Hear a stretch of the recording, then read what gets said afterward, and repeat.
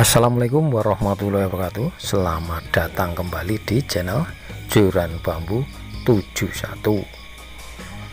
Oke, bagaimana kabarnya teman-teman semua, teman-teman YouTube Joran Bambu 71? Budik damber nila dalam ember maupun ikan apa aja ya, semuanya sehat semua dan tetap sukses selalu ya. Oke, kali ini saya masih berkitar tentang budik damber khususnya nila ya, dan ini usianya udah 1 bulan lebih. Evaluasi terakhir itu minggu kemarin ya. Ikannya udah agak lumayan gede nih, dan ini mestinya ditebar awal masa produksi ya, udah 1,5 bulan lebih.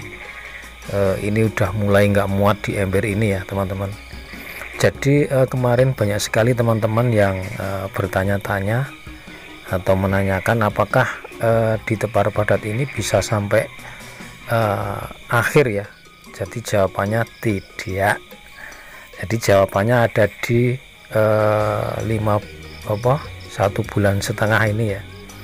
Ini udah mulai rapat sekali ikannya. Jadi ini solusinya adalah kita pindahkan atau kita bagi dua ya, di masa akhir produksi atau nanti sampai usia 3-4 bulan. Nah, jadi di ember budik damber itu banyak sekali yang bertanya juga apakah bisa normal seperti di kolam yang biasa. Jawabannya kurang lebih ya. Jadi artinya apa? Artinya tergantung perawatan kita. Jadi memang di budik damber itu sesuatu yang penuh rekayasa ya. Seperti ini contohnya, ada gelembung udara di situ, wajib hukumnya. Kalau tidak ada itu saya kira ikannya tidak akan bisa hidup ya. Dan perawatannya pun berbeda ya. Saya kira kalau di budik damber itu airnya cepat sekali kotor, mungkin 3-4 hari ya, apalagi udah tebar padat seperti ini. 3-4 hari udah kotor, jadi harus kita ganti ya. Atau juga bisa menggunakan filterisasi dengan menggunakan filter yang seperti di akuarium itu, akan sedikit memperpanjang masa usia air ya, tetap bersih. Oke, dan perlakuan untuk pakan sendiri juga berbeda. Jadi di sini pakan itu kalau kita full itu pastinya cepat kotor juga airnya. Jadi nah, apalagi seperti ini ya, pakannya ini full terus karena saya ngejar waktu ya, biar ikannya kita pacu seperti di masa-masa awal gitu ya. Masa awal itu juga full langsung ya, full, pokoknya digas terus biar ikannya cepat gede. Ternyata terbukti ya teman-teman ya. Dulu ini kan ikannya dari ukuran 12 cm, sekarang udah lebih ya, ini udah hampir 20, dan nanti pada masa akhir produksi diperkirakan akan ikannya pada posisi sekilo isi 4 atau 5 gitu ya teman-teman ya, atau berada di kepadatan yang di ember 70 liter ini ya teman-teman.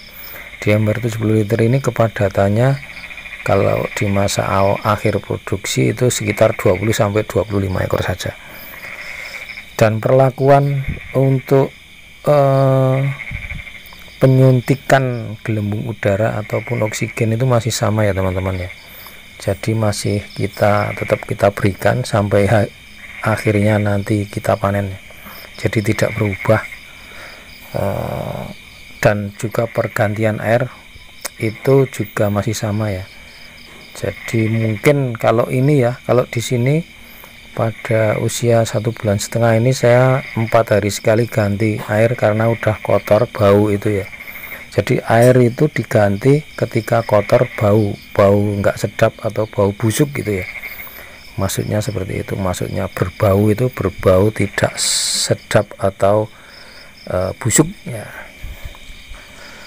Oke, dan saya ini belum sama sekali menggunakan probiotik. Probiotik itu adalah yang bukan zat kimia ya, jadi cuman menggunakan semacam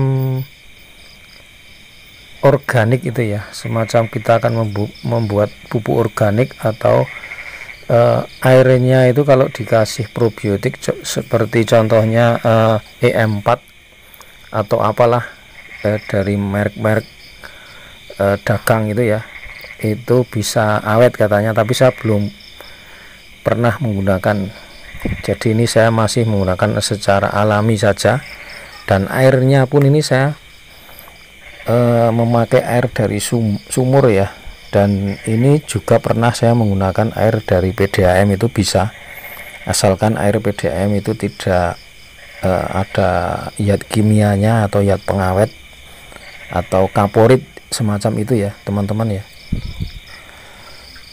Oke, jadi kemarin juga ya ada pertanyaan lagi tentang pakan ya, pakan yang digunakan itu pakan apa ya. Di sini saya menggunakan pakan campuran ya, kadang saya menggunakan pakan pelet dan juga kadang pakai daun-daun itu ya, kadang daun pepaya juga mau, kangkung juga bisa. Nah, peletnya itu mereknya saya menggunakan yang protein tinggi ya, pakan lele itu mereknya bebas ya, karena saya beli eceran, nggak tahu mereknya apa.